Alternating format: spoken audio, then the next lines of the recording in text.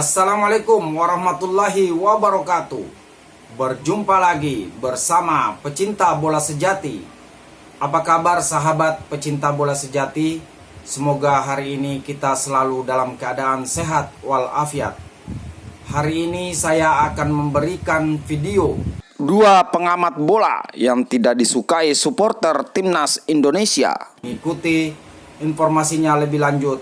Mari kita simak videonya bersama-sama. Pengamat ini bilang Patrick ini nggak lebih baik dari Sintayong. Pertanyaan kemarin penilaian Koci soal Kluivert, berapa Coach penilaian yang bisa diberikan? 6. Kalau SC punya pemain kayak Romani ya mungkin dia nggak diganti. Terus maunya apa? Maunya apa? Lo yang duduk everyday and search Sintayong out. Lolos tapi menurut saya sih nggak pantas. Saya serius ini Towel, ketemu sama saya, Biring, resmi. Si Towel malah ngeresponnya seperti ini. Gimana sih? Woi Towel, saya tuh cuma butuh jawaban dari kau. Ayo, atau maaf deh, saya nggak mau. Atau maaf deh, saya nggak berani. Atau apa aja lah. Udah intinya, ayo atau nolak. Bukan ngajakin diskusi. Terserah kamu bilang saya pansos, kau mau bilang saya cari panggung. Yang pasti saya pansos dan cari panggung sama kau, tapi bukan di panggung debat. Di ring kita selesaikan secara laki-laki. Sekalian saya mau buktikan. Kau kan diduga mau bilang ke saya kalau saya ini kan tong kosong nyaring bunyinya kan. Saya mau buktikan itu di atas ring sama kau, Towel. Dan saya juga mau buktiin, semoga bukan mulut kau aja yang besar. Dan di video itu kan saya juga udah bilang, tolong cek video itu benar tidak itu pernyataannya Towel tentang timnas U17. Semoga tidak benar ya, tapi jika lo benar bla bla bla. Kau katanya pinter, harusnya dapat memahami dong. Tapi apapun itu pernyataan sampah yang sudah keluar dari mulut kau, itu sudah menyakiti hati banyak orang, khususnya supporter timnas sepak bola Indonesia. Udahlah, saya nggak mau bertele-tele lagi. Jika ada sponsor dan promotor yang mau memfasilitasi ini, saya Yama Carlos siap menghadapi Towel, si pengamat bola itu. Kita harus selalu punya opini yang bantu sepak bola Indonesia maju.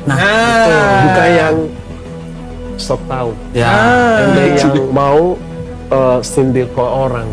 If you wanna help Indonesia, kalau kita sama-sama mau bantu sepak bola Indonesia, kita harus sama-sama positif. Enggak, jadi gue dukung apa tindakan Coach Nova. Gue dukung. Yang penting kita lolos dan kita lolos. Ya jangan cuman anginnya ke sini ikut, anginnya ke sana ikut. Kemarin lihat YouTube-nya si BP. Iya. Di interview sama Sport 77. Oke? Dia bilang, saya setuju dengan apa yang dilakukan Sintayong. Semua berjalan, prosesnya sudah oke. Jangan sampai kita dikit-dikit ganti pelatih. Karena dia bilang, saya 13 tahun main di timnas mengalami 11 pelatih. Oh iya. Dalam 13 mengalami BP ngomong gitu, 11 pelatih. Dan hasilnya apa? Nothing. Anginnya ke sini ikut, anginnya ke sana ikut. Kenapa saya ingin STI diganti bukan karena dia jelek, hanya untuk meningkatkan probabilitas. Nggak diajak ngambek. Enggak diajak kamu. Ajak minta duit. Saya mirip dengan Pengamat ini bilang Patrick ini nggak lebih baik dari Sintayong. Pertanyaan kemarin penilaian Koci soal Kluivert, berapa Coach penilaian yang bisa diberikan? Dari 2 match itu, 2 match itu. 6. Kemarin dia mungkin sueknya STI dia nggak punya pemain kayak Romani. Terus maunya apa? Maunya apa? Lo yang duduk everyday and search Sintayong out. Kalau STI punya pemain kayak Romani ya mungkin dia nggak diganti. Jadi bukan modal baca doang, bos. Ya kan, kalau modal baca doang banyak yang bisa lakukan itu. Tapi coba dong jadi pelatih. Ya kan, coba dong latih tim. Maka itu saya paling tidak pernah menghakimi seorang pemain ataupun pelatih, karena gak gampang menjadi pemain ataupun pelatih. Tim asuhan KKS-nya Coach Justin disairin abis-abisan sama timnas U17 di bawah asuhannya Coach Nova Arianto dengan skor telak 13-0. Gila, ini bukan lagi telak, apalah itu namanya. Jadi saya pikir gak usah lah kita terlalu negatif berkomentar di sosial media. Kalau gak bisa berkomentar, gak usah berkomentar. Ya kan, kalau gak paham tentang sepak bola, gak usah banyak bacot juga. Jadi kita juga kalau mau bacot ya bacot yang berkualitas. Sapu bersih, timnas U17 menang lawan Afghanistan. Sapu bersih 3 kemenangan bukan sekedar hasil pertandingan, tapi itu merupakan sebuah pesan kepada orang yang sering bacot soal total footballan, bahwa semua kemenangan dan sapu bersih ini diraih dengan strategi bertahan. Gagal di Piala AFF tapi gagah di Piala Asia. Ya, itulah timnas U17 Indonesia asuhan Coach Nova. Apakah benar Piala AFF hanya ajang uji coba? Di AFF, jalan timnas Indonesia memang terjal, tapi di Asia, jalan timnas Indonesia mulus kayak orang ujian PNS tapi pakai ordal. Semua pertandingan disapu bersih. Korsel minta menang gak dikasih, Yaman dibuat pucat pasih. Pertandingan lawan Afghanistan semalam, anggap aja pertandingan uji coba sih. Ya gak sih?